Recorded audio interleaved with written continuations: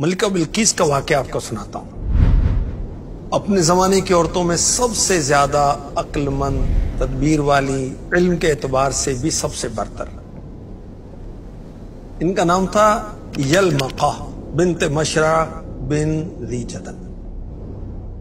والد ان کے بادشاہ تھے اور یہ امور سلطنت میں اپنے والد کی مشیر تھی، ایڈوائزر تھی۔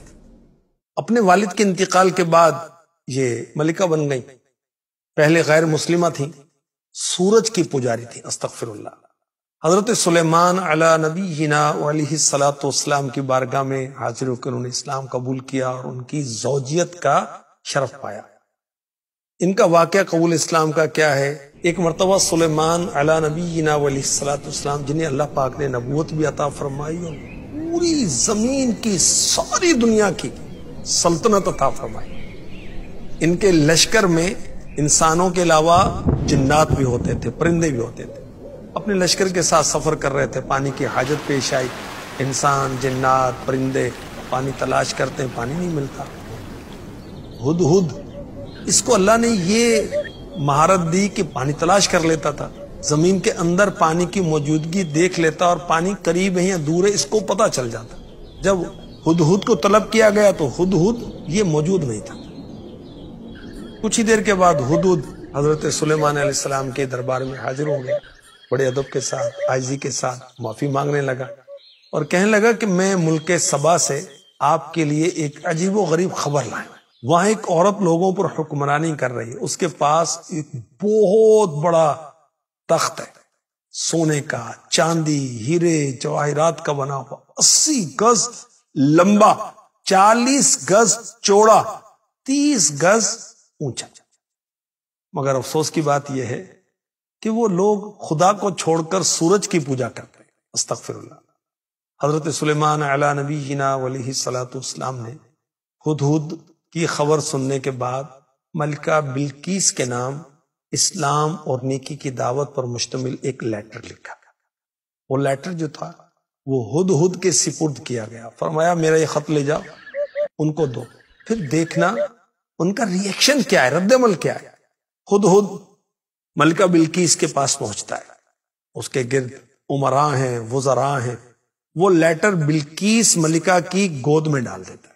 دربار میں موجود وزراء کو اس نے ایڈریس کیا، مخاطب کیا اور اطلاع کی کہ سلیمان علیہ السلام کا خط آیا ہے اور انہوں نے ہمیں مسلمان ہونے اور فرما برداری کرتے ہوئے اپنے پاس آنے کا آرڈر کیا ہے۔ خط کا مضمون سنا کر ملکہ بلقیس اپنے وزیروں کی طرف متوجہ ہوئی اور کہا کہ اس بارے مجھے مشورہ دیں، کیا کرنا چاہیے؟ وزراء نے کہا کہ ہم جنگ کریں گے۔ جب بلقیس نے دیکھا یہ لوگ جنگ کی طرف مائل ہیں تو کہا کہ یہ تو اچھی بات نہیں ہے، میرا مشورہ یہ ہے کہ ہم سلیمان علیہ السلام کو کچھ گفٹ بھیجتے ہیں، تحفے بھیجتے ہیں، معلوم ہو جائے گا اگر وہ بادشاہ ہیں تو وہ گفٹ قبول کر لیں گے، نبی ہیں تو ہدیہ قبول نہیں کریں گے، گفٹ قبول نہیں کریں گے، اور اپنے دین کی پیروی کے لیے ہمیں انسسٹ کریں گے، مجبور کریں گے۔ ملکہ نے خط اور کثیر مال و دولت کے تحائف، گفٹ جو تھے وہ قاصدوں کے ذریعے سلیمان علیہ السلام کی بارگاہ میں روانہ کیے۔ اس تمام کی معلومات ہدہد پرندے نے حضرت سلیمان علیہ السلام کو پہنچا دی۔ قاصد جب حضرت سلیمان علیہ السلام کی بارگاہ میں پہنچے، ان کے وفد کا، ڈیلیگیشن کا جو امیر تھا منذر بن عمرو، اس سے سلیمان علیہ السلام نے فرمایا ان تحفوں کی مجھے کوئی حاجت نہیں، اللہ نے مجھے مال بھی دیا ہے، نبوت بھی عطا فرمائی، اب تم اپنی ملکہ کے پاس چلے جاؤ اور اطلاع دو کہ میرا لشکر آ رہا۔ جب قاصد ہدیے لے کر بلقیس کے پاس پہنچے، سارا واقعہ بیان کیا تو انہوں نے کہا بے شک وہ نبی ہیں اور ہم ان سے مقابلہ نہیں کر سکتے۔ پھر بلقیس ایک بہت بڑے لشکر کو لے کر ملاقات کے لیے سلیمان علیہ السلام کی طرف آتی ہے۔ ملکہ بلقیس راستے میں تھی، حضرت سلیمان علیہ السلام نے ملکہ بلقیس کو معجزہ دکھانے کہ میں سچا نبی ہوں اور نبوت کی حقانیت واضح کرنے کے لیے تخت بلقیس کو اپنے پاس پیش کرنے کا کہا۔ تو ایک جن نے کہا کہ وہ تخت میں آپ کی خدمت میں آپ کے اس مقام سے کھڑے ہونے سے پہلے حاضر کر دوں گا، نہیں کچھ دیر میں۔ سلیمان علیہ السلام نے فرمایا میں اس سے بھی جلدی چاہتا ہوں۔ یہ سن کر حضرت آصف بن برخیہ رحمت اللہ تعالی علیہ انہوں نے سلیمان علیہ السلام کے بارگاہ میں عرض کی، حضور میں تخت بلقیس کو آپ کے پلک جھپکنے سے پہلے لے آؤں گا۔ یہ اسم اعظم کے ذریعے دعا مانگتے ہیں، تو اسی وقت وہ تخت بلقیس حضرت سلیمان علیہ السلام کے سامنے ظاہر ہو جاتا ہے۔ تخت آ گیا۔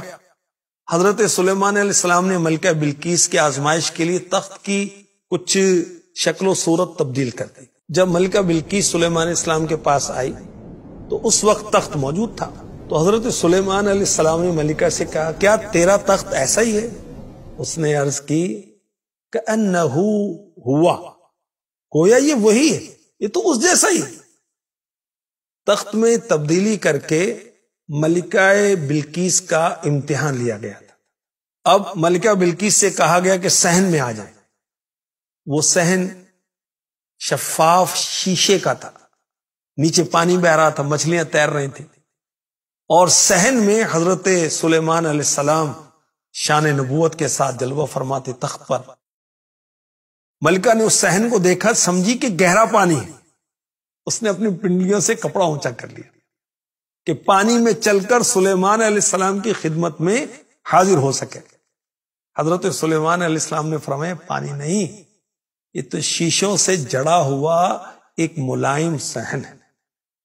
یہ سن کر ملکہ بلقیس نے اپنی پنڈلیاں چھپا لی، اور یہ عجوبے دیکھ کر بڑا اس کو تعجب ہوا، اور اس نے یقین کر لیا کہ حضرت سلیمان علیہ السلام کا ملک اور حکومت اللہ پاک کی طرف سے، اور ان عجائبات سے بلقیس نے اللہ پاک کی توحید اور حضرت سلیمان علیہ السلام کی نبوت پر استدلال کیا۔ اب حضرت سلیمان علیہ السلام نے اسلام کی دعوت دی تو ملکہ بلقیس نے عرض کی یا رب میں نے اپنی جان پر ظلم کیا، اور میں سلیمان کے ساتھ اس اللہ کے حضور گردن رکھتی ہوں جو سارے جہان کا رب ہے۔ پھر ملکہ بلقیس نے حضرت سلیمان علیہ السلام کی اطاعت قبول کی اور کہا ہمیں اللہ پاک کی قدرت اور آپ کی نبوت کے صحیح ہونے کی خبر ہو چکی ہے، ہم نے آپ کی اطاعت اور فرما برداری اختیار کی اور اسلام قبول کیا، اور بلقیس ملکہ مسلمان ہو گئی، اور انہیں حضرت سلیمان علیہ السلام کی زوجیت کا شرف بھی حاصل ہوا۔